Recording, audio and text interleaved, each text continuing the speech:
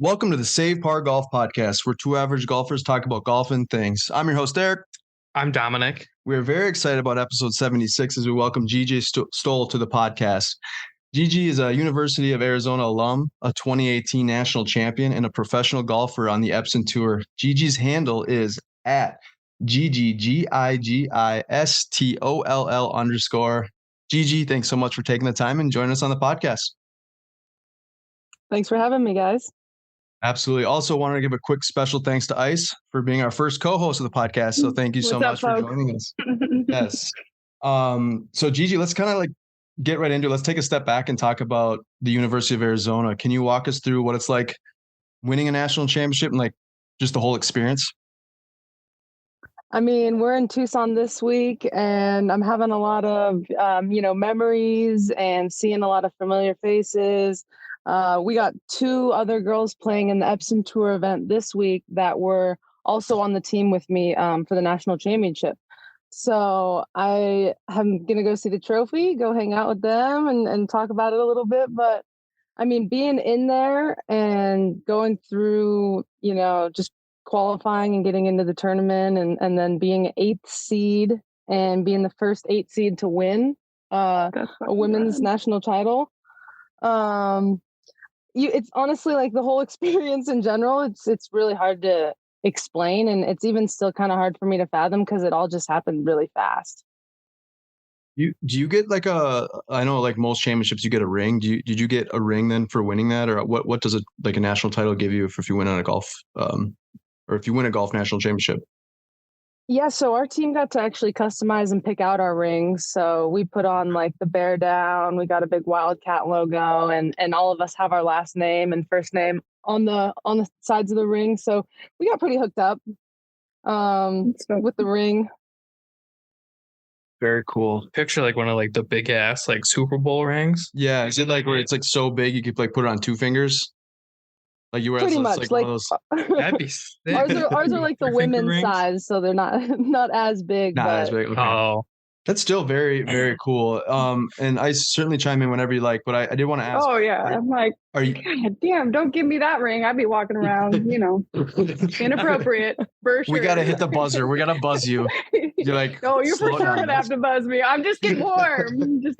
I tried to reach out to you, Gigi, because I was like, we need some rapport, because I'm a lot. In a good way. No, I like to learn as we go. Yeah, all right. Gigi, are you from where are you originally from, and how did you get into introduced to the game of golf? I was born and raised in Beaverton, Oregon, just outside of Portland, and my dad was a pretty big influence in my golf journey. He tried to play professionally for a little while, so he was actually a pretty good amateur player.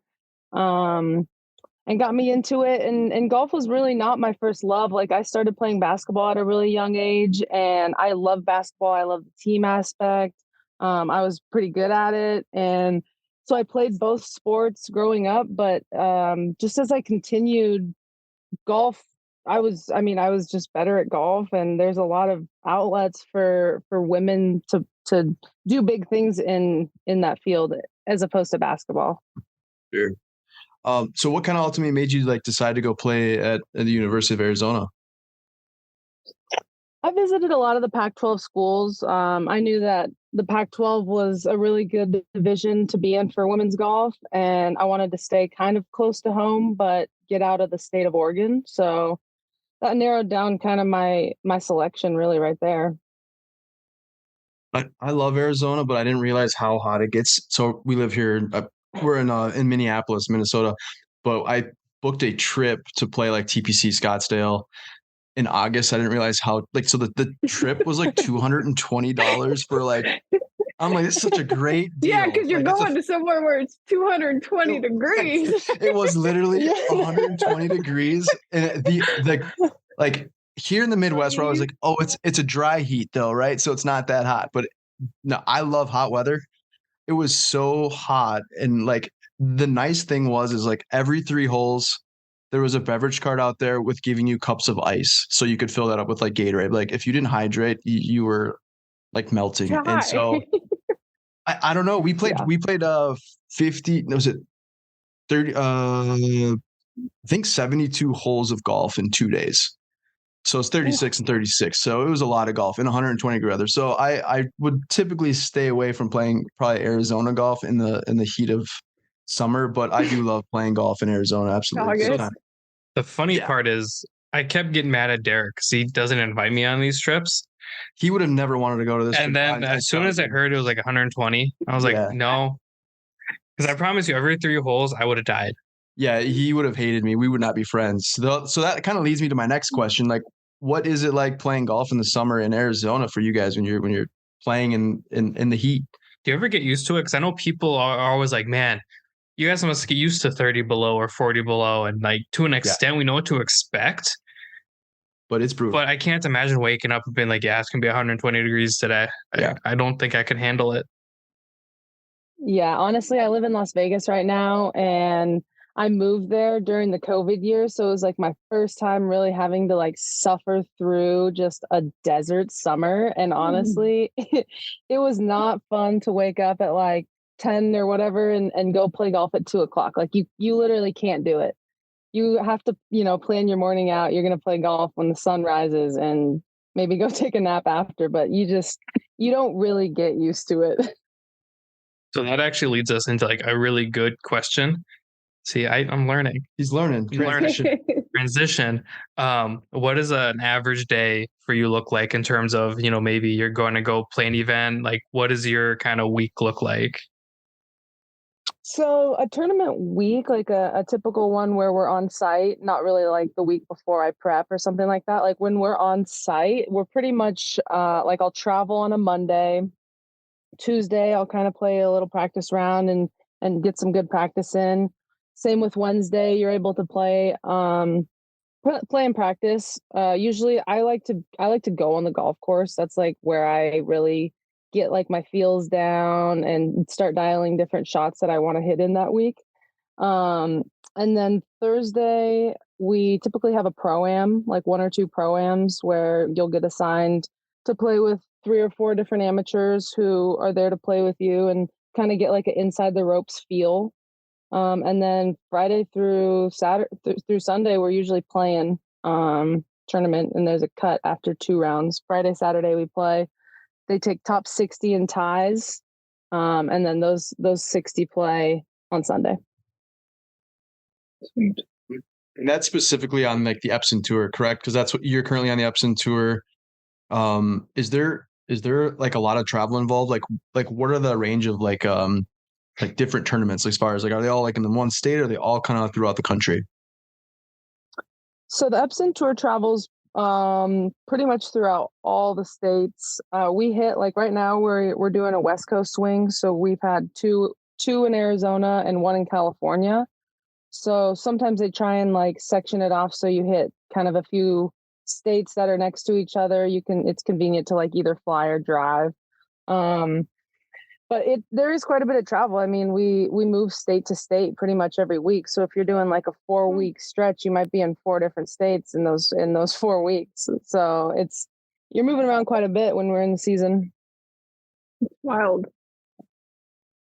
Yeah, I can imagine that's a grind. Just like, I think it is kind of nice though that they kind of try to lump everything like relatively, like geographically similar. I never thought of that. That might make it a little easier. But again, I feel like the average person that like wants to be on the professional tour, like speaking for myself, like like I'm obsessed with golf. I love it, but you don't really take in the time that you're practicing, the travel time, the amount of rounds that you're like you said practicing, and then you have your amateur or your pro-ams, things like that, where that's 2 days, and there's so much that goes into it. So I'd imagine you're playing how many rounds of golf before you're actually playing that actual tournament? There's a lot of. I would hurt myself. Yeah, that's what I'm saying. Like most people out here are hurt. Yeah, because I think like the what we call it, like the weekend warrior, right? It's like you sit on the couch watching from afar on the TV, and you're like, that seems like the greatest professional career ever. Which that does sound like travel is my favorite. and golf is like my favorite. But when you're constantly moving and constantly playing a lot of golf, I could imagine that's very hard on the body for sure, and not only physically but mentally.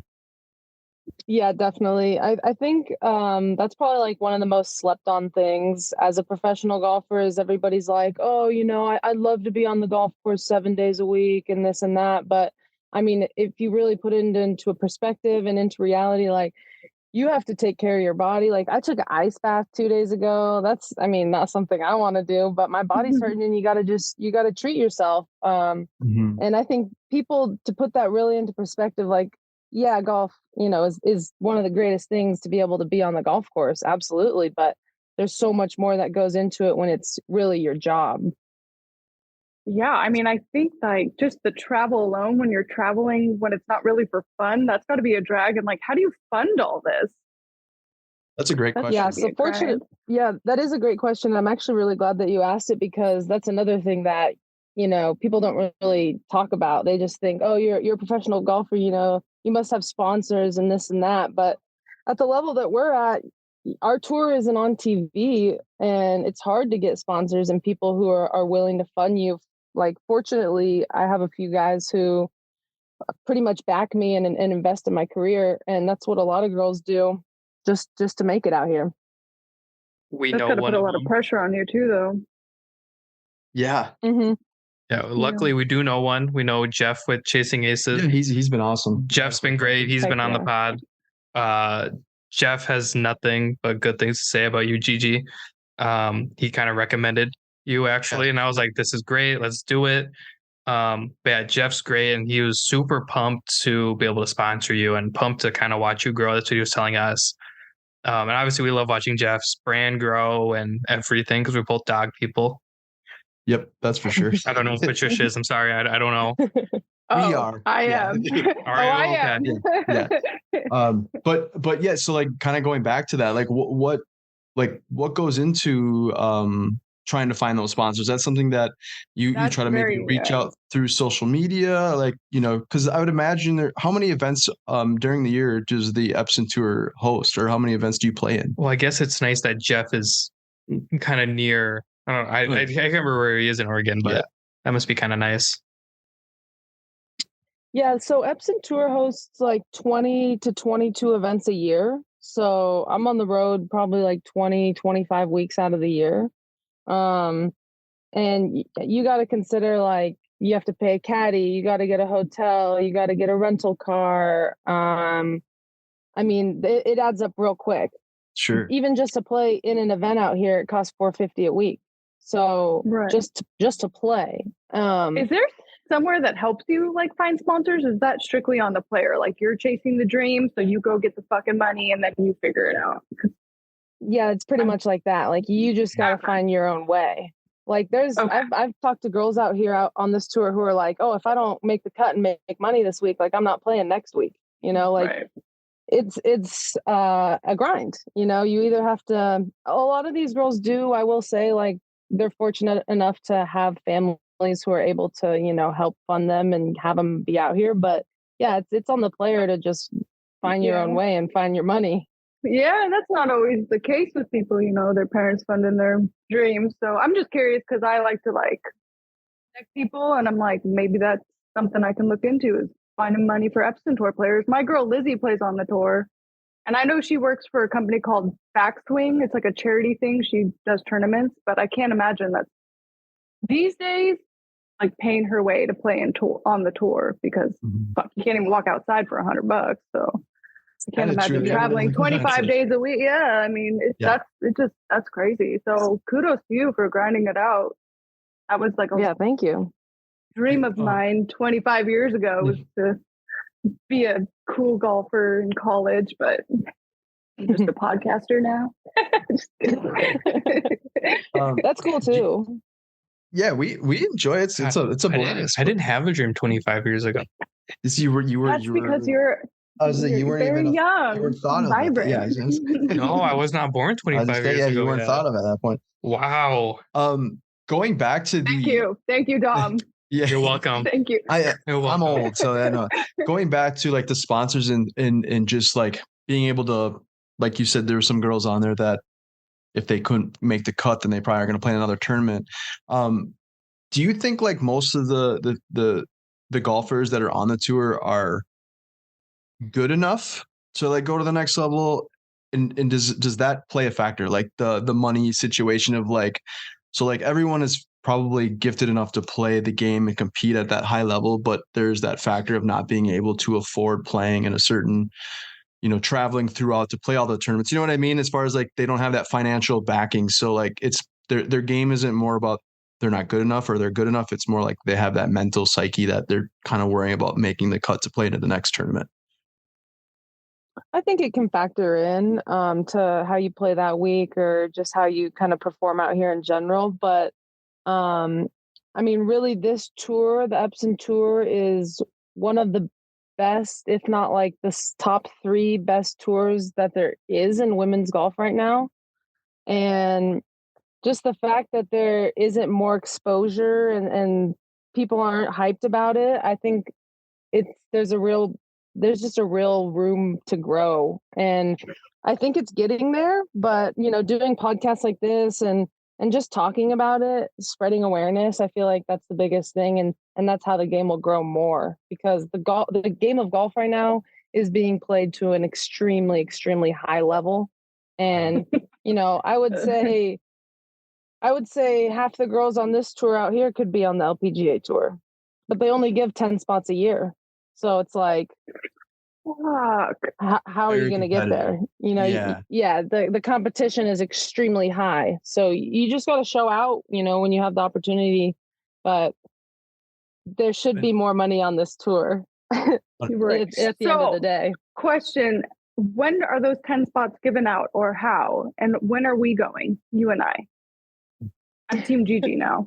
I love that. That's why we're having the podcast, right? Like you said. And I'm like, how do we get you there? And what holds you back from getting you there? And just give us a plan, because we got you. Yes. This is why the golf community is dope and growing, is because these people 100%. Who like meet randomly on Instagram, share lovely hair together, chat it up, and learn about it, so I could be empathetic to how a community can help you. I mean, my hair's wet. Mine's really dry. It's just one of those days. But so there's my 37 questions, Gigi. When do you get there? When do they pan out the spots? And how do we get you there? So on the tour that I'm on the Epson Tour, at the end of the year, the top 10 money winners. So each week, whoever makes the most money moves up on the money list. So there's a money list at the end of the year. Those top 10 advance onto the LPGA Tour, guaranteed. And then there's a separate qualifying tournament called Q School, which you may or may not have heard of. Mm-hmm. And that's basically another way to try and get your status onto the LPGA Tour. It's just a series of events that you have to qualify through. And there they give like 25 cards. Oh, wow. So there's 2 options. Okay. And how many players are competing on the Epson Tour? Do you know? Is it like hundreds, or is more than that? Every week we have 144 that play. Wow. So it is very competitive. So that's all. Yeah. I would come in dead last. I'd have the time of my life. Yeah, you would. He would ask us to leave. And he would enjoy it. I would have so much fun. Okay, so speaking of that, like if there's one thing that you could change about the game of golf, what would you change? I mean, right now what is changing is the swag. Like the drip out there is getting better, but honestly, like in women's golf, it's not getting much better. Like I would love to see, some more companies that either make good women's golf clothing or really good unisex golf clothing where just anybody can wear it, because I like that. That's just not really a thing right now. And this is why Patricia's here. We talked about this on our podcast. I fucking went off. Yeah, he went off. He's a very passionate. Fucking pleaded. I'm gonna fucking lose my mind. I mean, the options, and especially like when I was telling the guys whenever that was, is like, if you want something dope these days, one, you got to be in queue when it drops, and you got to order it. There's no like you could pull up to the PGA store and walk out fly. Like You're either no, right. It's just never gonna happen. Shout out to Calamari though. They sent me this. Hey, Calamari, Oregon company. Oh yeah. Yeah. We need more. I like the unisex thing too, though, because it doesn't. I grew up with like grandparents and the country club thing and the like collared shirts, and I was kind of bred that way. But I like the comfort and the sporty look too, so that could totally be unisex. And I don't want to wear pink. Okay, that's it. Yeah, well, I mean, it could be just swag. It doesn't have to be like male or female. Exactly. That's why I like that. Well, like Gigi's always got like the Malbon stuff on and stuff like that. So she's always kind of drippy out there. And that was like one of the first things I noticed. It's like she's got the Malbon tops, the Malbon hats, and then the huge like visor Oakleys, or I'm assuming they're Oakley. And I was like, that's a look. And I'm like, that's a badass look. I'm like, I don't even dress like that. I'm kind of goofy. Yeah. Honestly, I like when people put like nerdy, like sporty swag together. It's kind of that's why I feel like it would fly with like golf, because it's like you have the kind of the country club look, but now like streetwear is kind of meeting country club. So I love that. Cool. I like that middle a lot. What is your favorite part about being a professional golfer, and what is like the toughest part about it? I would say my favorite thing is definitely just competing, being able to, come out, and there's a lot of highs and lows when you're competing and you're trying to make money. But I would say just coming out and being able to, call the golf course my office. That's really one of the coolest things. The hardest thing, I guess, would probably just be being accustomed to how much travel and being like easygoing to the point where like, okay, my hotel isn't exactly what I like, but it's going to have to fly this week, like just being able to go with the flow when you're just moving around so much. So that being said, obviously, when you were growing up into kind of looking up to golfers, did you have like an LPGA pro you looked up to, or were you more like on the PGA side? And is there anyone now you still look up to? Like, I know I've always really liked Lexi Thompson, Michelle Wee. To me, those two were just unreal in terms of LPGA. And I feel like they've really helped the LPGA grow as a tour, but also as a company. But then, I feel like the PGA is kind of so dominant with everybody where it's like, if it's not the guys, you don't really know what to do. So I don't know, kind of interesting to know if you kind of feel the same way or not, or who you do and don't look up to.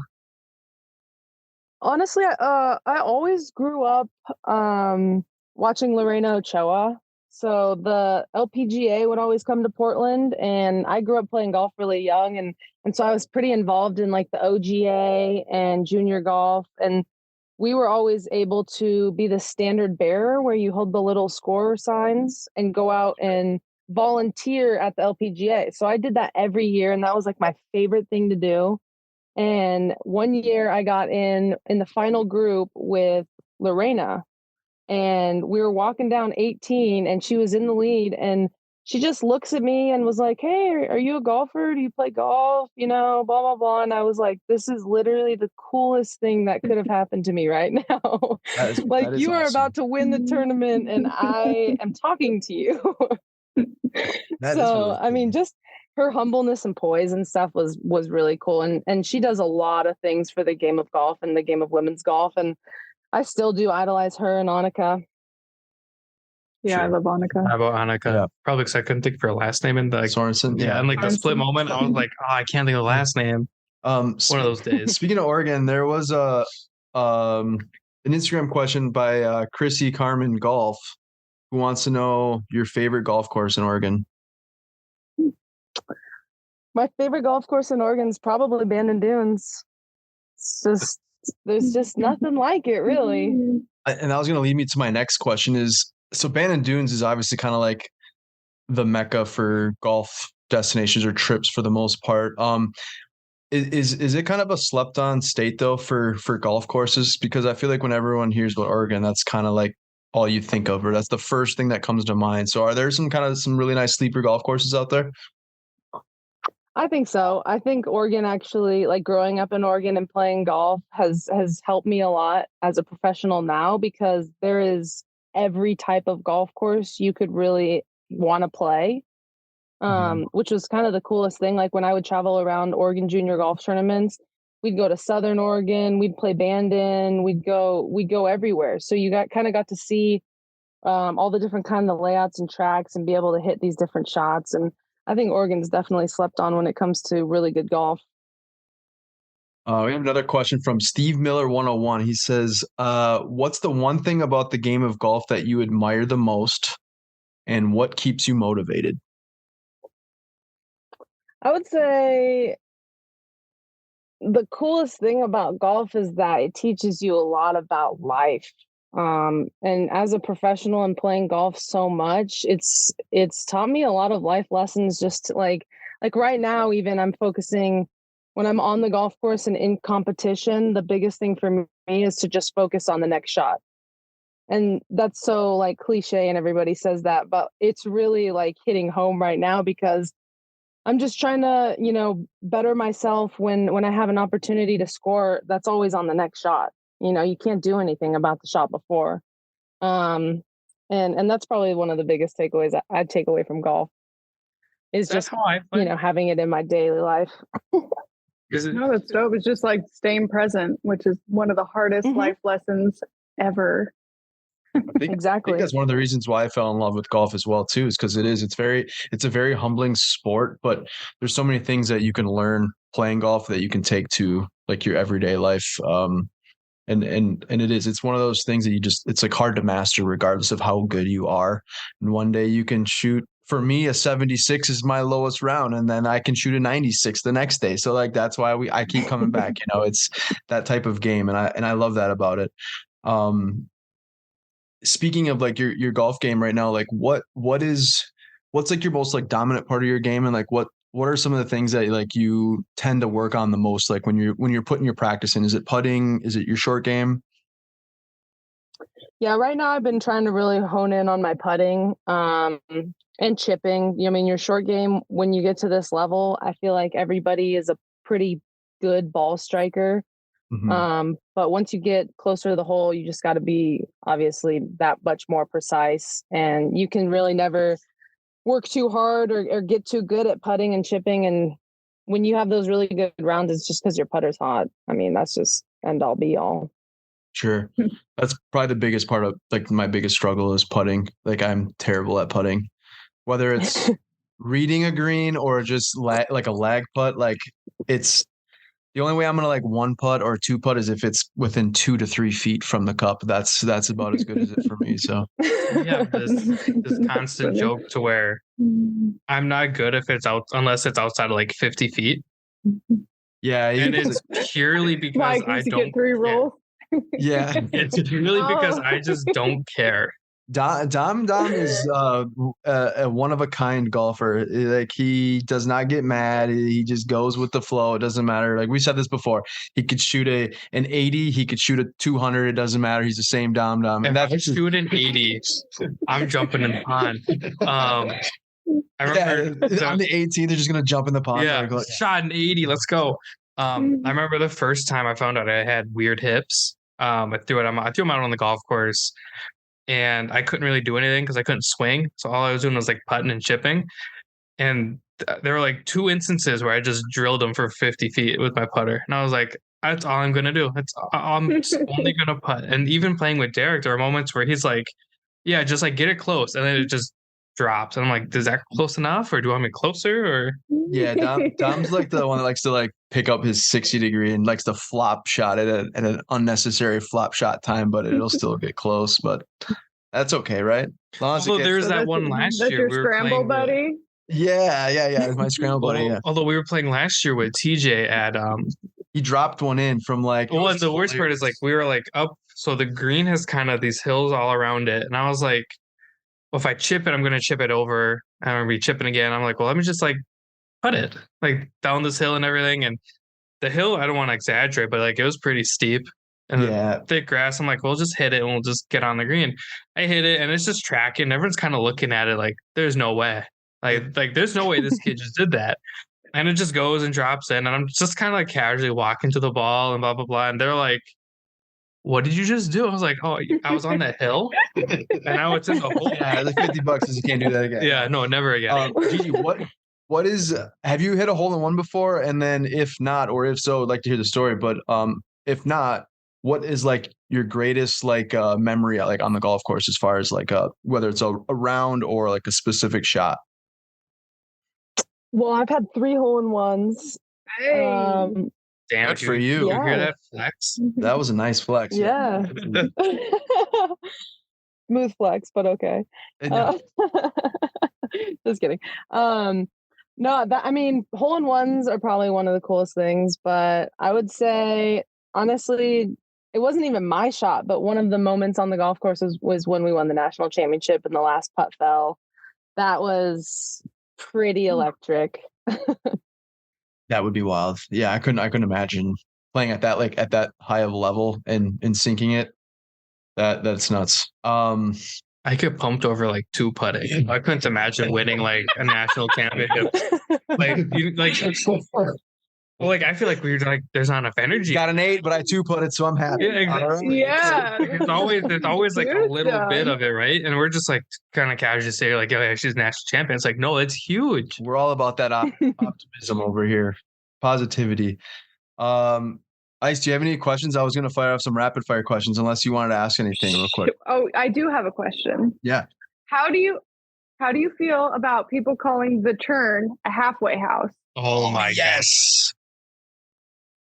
Just make or break. I can personally say I have never used the term, but I don't hate when somebody uses it.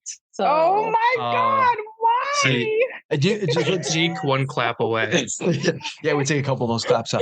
No, Gigi, do you think it's like so here in the Midwest, a halfway house is where you go to like sober up and get clean. So when somebody says it, Derek, we're kind of throws us off a little bit. Yeah, we're in a big group chat, and some of the guys call it that, like unironically, like that's just what it is. And we're like, here in Minnesota, that's right. Like you like you're a little fucked up. But we had Ice was also, we had this conversation in this debate, and the same thing. We're all on the same page here for the most part. Yeah.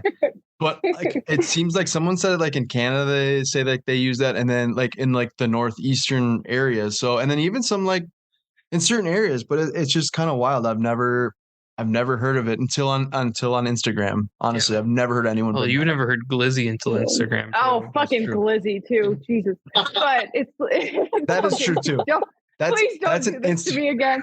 It's just like the turn. Okay. Well, it's not a halfway house. It's actually where you go to get turned. So it just doesn't make any sense here. I'm from the Bay. Okay. Yeah, that is true. We're gonna like. Well, you couldn't get turned. Ice is. She's fired up right now. No, I'm just kidding. I'm very well behaved, by the way. For the beer. Well, it's like 5 or 6 or something. Just finishing up that round of golf on Spyglass there. Yeah. Gigi, we have some rapid fire questions. Most of them are quick, but there are some that you kind of have to think about. So we say rapid fire questions, but we take it lightly kind of around here. So the first one is best pre or post round snack. Pre-round meal for me is usually a breakfast burrito. Ooh, that sounds good. Hold on, we can't just go on. Yeah, go ahead. Yep. What's in the burrito? No. I'm usually like a bacon, egg, cheese, and potato kind of kid. Okay. There we go. Do you put salsa on the burrito? And if you do you put it on the burrito or do you put it inside the breakfast burrito? Or do you do it the correct way? You take a bite and then you put it inside. Then you put, That's what I do. You take a bite, you put it inside, and it's always got to be some sort of condiment. I wasn't going to ask because I knew that's what you were going to answer, but I appreciate you clarifying. What is your lowest round of golf? 63. Holy fucking shit. You. Dang, I'm never going to see that in this lifetime, but that's cool. We could see, Dom could see that, or I could see that maybe on a front end or a back nine. I was going to say front end. Or at Golf Land when you come to California. Yeah, no, I don't want to shoot that on 1-9, that's for sure. Otherwise, I probably will. Well, maybe when we're playing, what's that when we're playing? So the expensive one, yeah. Favorite college golf memory, which I think you've kind of already answered this, but I'll ask it again. Other than the national championship, maybe. Yeah. Other than the national championship was probably just like a lot of memories traveling with the team, messing around in the team van, hotels, stuff like that. Just having a cool team to hang out with. I asked our guest this last week and I thought it was kind of a good one. So I'm going to ask you as well. You get a chance to buy one golf course and live in it for the rest of your life, except for St. Andrews, Pebble Beach properties, and Augusta National.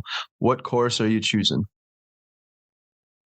I would buy Shadow Creek in Las Vegas. Ooh, that looks awesome. That's the one where they basically like flew in like pretty much most of the course, right? Through helicopter for the most part, like all the grass and all that. I think because it's just like all the trees, everything. Yeah. Yep. Wow. Yeah. Yep. That's the spot. What is the most random thing you witnessed out on the golf course? Ooh. Most random thing I've witnessed. Yeah, this one could be during a tour round or an everyday round. I think either way, but I probably more random. I will never answer this, by the way. Honestly, my brain just goes to like I don't even. It's a tough question. A hard one for me. It is. Yeah, I've seen a lot of interesting things. Oh man, I think I'm gonna have to go with. I'm going to have to go with one time I was playing golf in Oregon and I was playing with one of my buddies who was like a million, didn't even play golf basically. And it was so wet. We were messing around and he was driving in the fairway and he dropped his club and we drove over his club completely, but it was so wet out that nothing happened to the golf club. It just sunk into the ground. It wasn't bent or anything. Really? That was probably the weirdest thing I'd seen. That really kind of cuts deep a little bit because that kind of happened to us, except us happened to me. Well, yeah, I broke down 7 iron. I got ran over.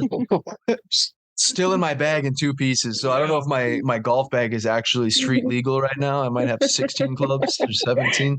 It was my second time using it because they were new irons. And I was like, okay, I'm going to sit down now. And he hits it and I drop it. I'm still going to take the defense that he should have put the club. No, because I was going to hit it again because I didn't hit it very good. We'll save this for another time. Yeah, so now I don't have a 7 iron. He doesn't. Yeah. He didn't like that club anyway. I didn't know I didn't know I was opening up a sore wound here. Yeah, you did. You opened one up a little bit.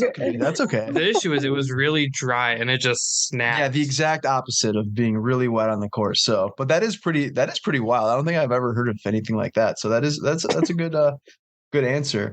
What's your favorite style of golf course? Do you like link style or more like traditional? I like traditional style. I grew up playing in the Pacific Northwest, a lot of tree-lined golf courses. It's kind of old school. That's my favorite. I asked this question last week as well. You're on the first tee. What's your walk-up song?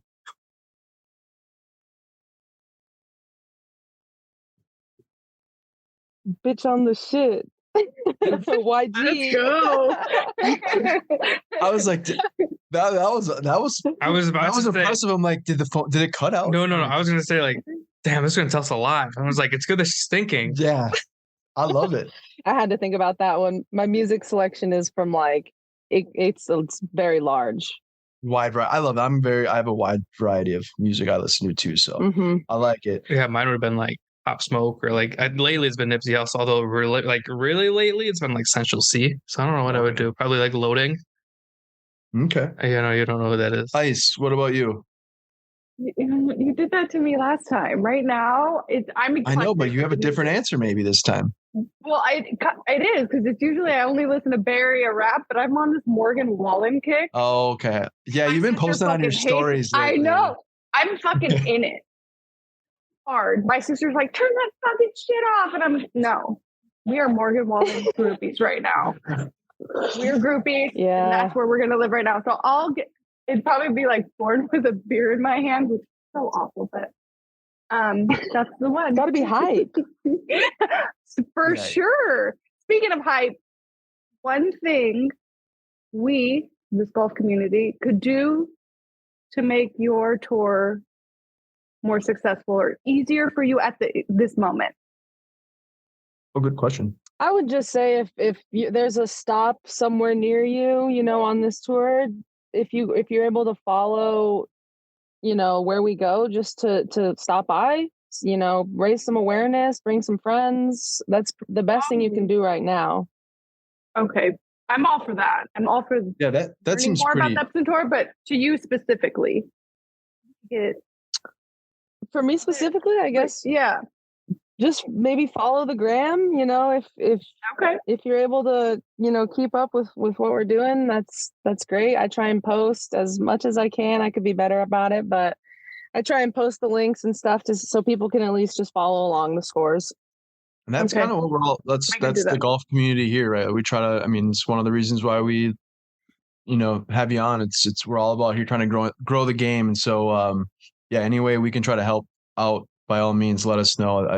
I think the podcast itself will be pushing this quite a bit as well. So hopefully this will get some traction and we can continue to spread the word. It's just so frustrating to kind of have like, I don't want to say male dominant sport, but kind of have everything be so male centric. Sure. Because we see it like the WNBA, right? Like they're always like, oh, those women can't play, blah, blah, blah.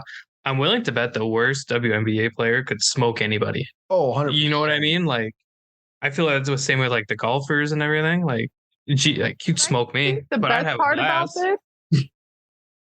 What? Part about this right now is Gigi, the swag, Instagram, the dopeness. It's gravitating, and what we can. I grew up when fucking women's golf. I don't even know. Like it wasn't even. I don't even know if it was on TV. Like that's how unaware of it I was at the moment. But like. It's a vibe, and all we have to do is vibe it out. Yep, just gotta push it. Gotta push it. Absolutely. A couple more questions, then we won't keep you much longer, and we appreciate your time. So, are you an early morning golf type of person, or do you prefer twilight golf? That's a tough question. I would say tournament golf, I prefer playing in the morning, just because it's nice to play on a fresh golf course. Other than that, I'm pretty much like an evening, afternoon golfer. Like I love playing when the sun's going down. It's probably one of the best times to be on the golf course. Starts getting a little cold out and stuff. It's the best. That's a good answer. So a little bit of both. Sure. What is your favorite club in your bag right now? My driver is always pretty high up there, but I've been really digging the 9-iron lately. Feel like I can hit the ball freaking almost in the hole with the 9-iron every time. The confidence, I love it. Isn't that the goal, right? Yeah, so much easier. You just get in the hole every time. Exactly. I mean, it doesn't happen like every time, but remember the optimism. Exactly. A bucket list course that you would like to play. Ooh. Pebble Beach. Pebble Beach. Okay. That's up there. And then the last question that kind of we always typically ask some sort of food related question. So if we're coming out in that area, so let's say your hometown, rather than, because I know you said you're out in Vegas right now, but if we go out in your hometown and we were out there, where would you suggest us to go eat as far as restaurant goes? I would probably tell you to go eat Cafe Yum. Cafe Yum is like kind of like Chipotle. It's just like a friendly kind of fast food, you get it quick, but it's like a rice bowl with, they have their own secret sauce, and they have this jalapeno salsa that they put on there with like chicken, rice, sour cream, and it's just money every time. Every time. Is it only that one location, or is it like an Oregon type of restaurant, or is it like a chain that there's all over? Because I've never heard of it. Yeah, it's a chain. I think it's mostly like either West Coast or just in Oregon, but to me, it's a top check that out spot. God, people just hate Minnesota. Why? Because we never get any good food. We just our food Rectangle Pizza just won the best pizza in the nation. When's the last time you went there? Well, and who now voted? It's been sold out for 24/7, but that's not true. Savage. When you're celebrating a 32 high, like That is true. We're not the It's best. nice this week. It was nice last week too. I'm saying come to California as it rains and the whole fucking Bay Area doesn't know what to do. See, we're all like, oh, stay inside. But it's wait, when you come, the golf courses are going to be green. Prime, yes. See, but right now it'll be like 85 degrees. Yeah, when it's like 45, 50 here, that's like t-shirt weather. Yeah. Like we're all excited. I can't wait. But Gigi, thank you so much for taking the time and joining us on the podcast. Ice, is there anything that you'd want to kind of add in real quick before we end it all, or? No, I'm just going to be an Epson Tour cheerleader now. Heck yeah. No, we're going to try to find a event. This is like my thing. Yeah. Oh yeah. Is there like an event semi around it in the Midwest area? Otherwise, maybe when we're out in like California, we can like have like Gigi signs and we could just walk do like around. big face cutouts. You know what I mean? We should meet somewhere. That'd be sick. We don't go to Minnesota. I mean, what's that? Yeah, to Minnesota. We don't go to Minnesota, but we go kind of close. You guys have to keep the schedule and see if there's anything you can swing.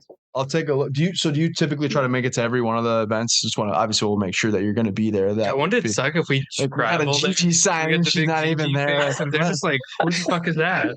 Like, who are these two clowns over here? No, but we'll get some Gigi Stoll signs and try to represent and post as much as we can. So again, thank you so much for taking the time, and good luck on your success, and hopefully we'll see you on the LPGA tour soon. Yeah, thank you guys for having me. I follow. Yeah, absolutely. I appreciate you guys having an interest in growing the game. Heck yeah. Thanks again. Appreciate it. Yeah, no problem.